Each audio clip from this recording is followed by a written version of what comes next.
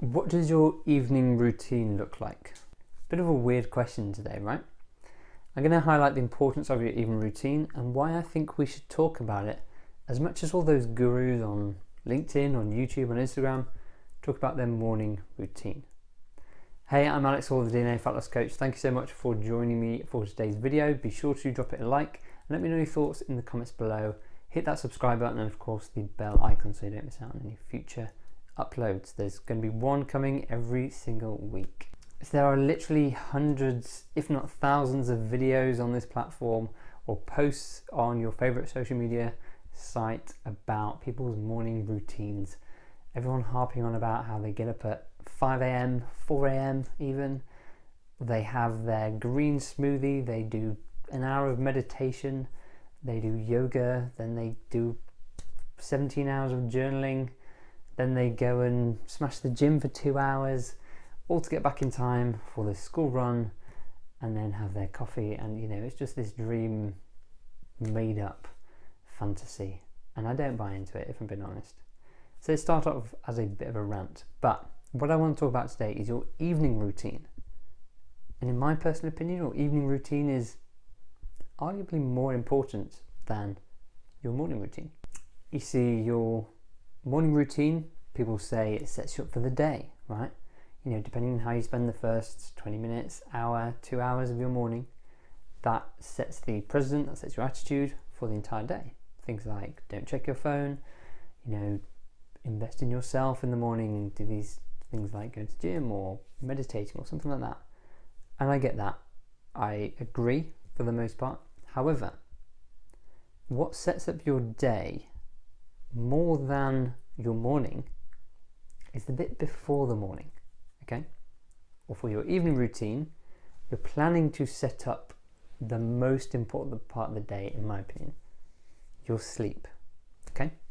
So if you can set up your sleep through a productive, efficient, positive, impacting evening routine, and you have a great sleep, just think about the impact that a good quality sleep has on the rest of your day, the following day. So rather than worrying about it first thing in the morning when you get up, probably having had not enough sleep because you're getting up at 4:30, right? Who goes to bed at 8:30 in the night? I don't know. We're setting ourselves up for success the following day by starting the night before with your new evening routine. I'm not going to get into all the benefits of sleep. We've all slept amazingly at some point in our lives, and the following day we felt great for it, whether it's more energy, better mental focus, better physical performance. There's even stuff about longevity these days. The better you sleep, the longer you live, essentially. And one of my favorites is that it can really boost your fat loss, okay? You maintain more muscle when you sleep better, and you lose more fat when you sleep better. Win-win, right? So if you want all of those benefits, focusing a lot on your evening routine can really help to boost those, okay? So just for full visibility, I'm going to share my evening routine to give you a few ideas of what that looks like, how much time it might take, and how you can start to implement, I recommend one or two of these things into your routine to help you maximize what I'm calling the most important time of the day when you're sleeping, okay? So if you sleep well, the next day will follow suit. Just want to caveat, say this isn't perfect. This is something that works for me most of the time. Again, it's not perfect even when I do it to a T. Sometimes I don't sleep right, sometimes my brain can't switch off, whatever. There's elements, this is continually being improved and iterated over time. Okay, but this is my current evening routine. Okay, so typically we'll have dinner, 6 to 8 p.m, sometime around then. I'm trying to shift it earlier, if I'm being honest, because I want to make sure I have enough time to digest when I go to bed. I'm not still digesting, not feeling full from that meal. Additional benefit of that is if I'm fasting the next day, which I do, the earlier I have dinner, by the time lunch or dinner comes around the next day, I've gained, say, a couple of hours of fasting. And the depth of the fast really helps to boost the benefits of the fast. Okay, that's just one side thing. So after dinner, we tend to either play board games, video games, or watch something on TV. Okay, but I try and be done by screens by about 10 p.m. Okay, and that's both phones, screens, tablets, laptops, whatever you want to say. 10 p.m, more or less, that's the end of when our screen time is. So as soon as we're done with that, I go upstairs, and this is when I create my to-do list, or my kind of goal list for the following day. Okay, so I'll generally have a darkened room, so I'm starting to reduce my light exposure, because light is very strongly correlated with melatonin.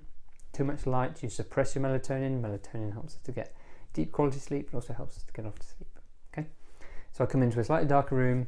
I have a big whiteboard, it's actually just behind the camera, in my office, and this is where I will jot down, firstly I'll jot down my key tasks for the next day, so whether that is to record YouTube videos, to edit, to have a client call, to do some preparation for a client work, to write some LinkedIn posts, for example. Whatever it is, I'll jot it down, and then in roughly half-hour blocks, I'll time chunk my entire day from pretty much waking to a couple of hours before in the evening. So until, say, I don't know, 7 p.m, 6 p.m, or something like that, with a few buffers in there, so I know exactly what I'm doing, basically line by line, hour by hour, the following day. Okay, so why do I do that? Firstly, I do it the night before rather than say first thing in the morning as part of my morning routine, because then I can go to bed and switch off, or at least the theory is it's helped me a lot. It's not perfect, but it's helped me a lot. Okay, I go to bed knowing I've got the entire day planned out. I have time, I've input adequate time and buffers for every activity that I want to complete. So rather than going to bed and worrying about something that I might need to do tomorrow, I've already noted it down, I've already planned it, and I have this trust in myself. So when I come down in the morning, I might have forgotten, but that's fine. I just check my list and I go, oh, this is what I need to do. It's all considered, prepared, ready to go. Okay, so screen's off by 10 p.m. Then I create my goals list, to-do list with hours. It takes between like 2 and 5 minutes every night, no problem at all. Then it's time to go upstairs into the bedroom. Now, a couple of really important things here. First one is I never turn on the main lights if I can avoid. So what I'll do is put a side lamp on, or one better, I actually have a red light lamp. Okay, it's just a bulb. I bought it on Amazon that you put in a holder, and I shine that to the ceiling. Actually, it helps to reduce even the brightness of that. And what this is doing is, in the light spectrum, in the visible light spectrum, at one end we have blue light, which is this form of light, the wavelengths of light that most disrupt our melatonin. And then the other end of the light spectrum, visible light that we can see, we have red light. So I know if I have a conventional bulb, it's showing all wavelengths, all frequencies, right? Therefore, there's going to be some blue light in that, which is going to disrupt my sleep. So if I strip that out and literally only show the red light, okay, everything looks a bit funky, and everything's a bit darker, but I know I'm getting no more blue light at all. So I don't turn on the main light, I don't turn on the side light, I actually turn on just my red light lamp. Then I know I'm getting barely any blue light at all. My phone's off, my screens are finished. This really starts to tire me out. It's crazy because my melatonin suddenly shoots up, right? It starts to build naturally because it's no longer being suppressed by any blue light that's even in any of the lights around the house. Second key point here is that I open the windows, right? We're in the northwest of the UK. It's generally quite cool in the evening. That's a broad generalization, even in summer. For the most part, I open the windows, everything cools down, right? Trick is here, we want to cool down our room for bed. We sleep better, we get better quality, deeper sleep when we are cooler, okay? So, red light's on, windows are open, the room is cooling, and there's no light. Okay, both of these things are really starting to wind me down. Step number 5, I use a massage gun. So you might have seen them, common brands, things like Theragun. I think I just picked one up from Amazon, pretty cheap, like 70, 80 quid, maybe $100 or so. And I will use that on some of my key upper body muscles. Okay, so my chest, my shoulders, with my arms. If I've done an arm workout recently, I can do it on my core. I can do it with my kind of traps, If I'm hunched over at a desk, okay, my posture is generally pretty good, but throughout the day, we can build a bit of tension here.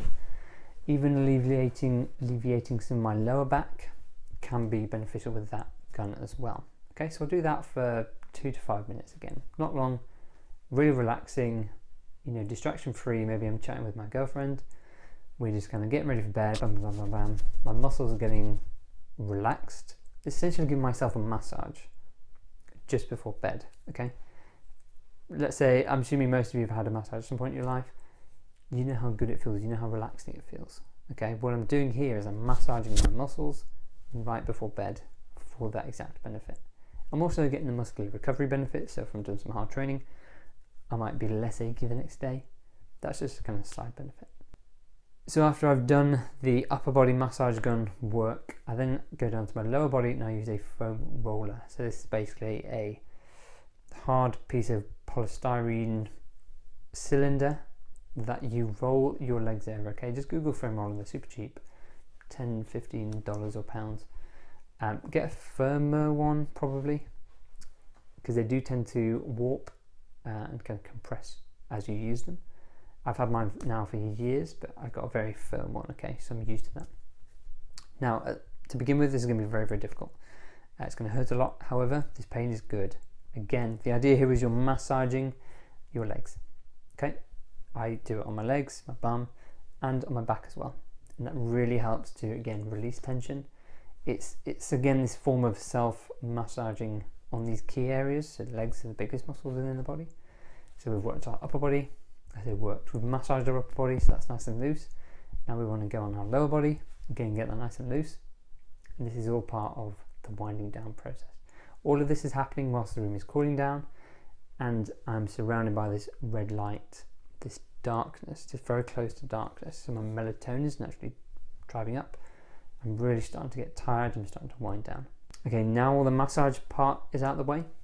I'll go and brush my teeth. Now we're lucky to have an ensuite. And I do so without the light on, because if I turn on the light, it's super bright. And all of that darkness I've just created in the bedroom gets totally disrupted, okay? So I don't turn on the light, I use the residual red light, should we say. It's pretty dark in my bathroom, but I guess I know it pretty well. And that all helps as part of the wind down process. An additional benefit thing that I do whilst I am brushing my teeth, I stretch my legs, right? I do my quads, I do my calves, I do my hamstrings. I've got 2 minutes, I'm just stood there brushing my teeth, static, right? I might as well be doing something else. And again, stretching, very relaxing. Then the final stage is, well, sometimes I'll be fast asleep by this point. I'll be ready to go. I'll just collapse into bed, lights off, windows closed, conked out. But sometimes, depending on how I'm feeling, I might need to switch my brain off further. I'll read a fiction book. And I say very importantly here, fiction book, rather than say non-fiction. Because what I found is that reading something kind of stimulating or that might give me ideas really stimulates my brain and wakes me up. But reading something that is, maybe it's a fantasy, maybe it's a thriller or something, but it's completely separate to my life, right? The life I've lived throughout that day. I'm totally switching away from that, so my brain is less likely to turn over all the events of the day as soon as I put that book down, okay? So 10-15 minutes, it could be a couple of pages, with the coolness of the room and the darkness and the red light. Sometimes I barely manage 2 minutes and I'm just like, I'm ready to go to bed. So that is my complete evening routine, step by step. I've explained all the steps.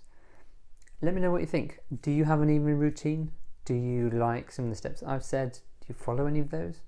I'd be really curious to hear your thoughts in the comments below. And if you're going to start implementing any of those, do let me know. I'm always very happy to hear that I'm having a positive impact. Thank you so much for watching. Again, let me know your thoughts below in the comments. Drop the video a like and hit that subscribe button so you don't miss out on any future content. I look forward to speaking with you soon.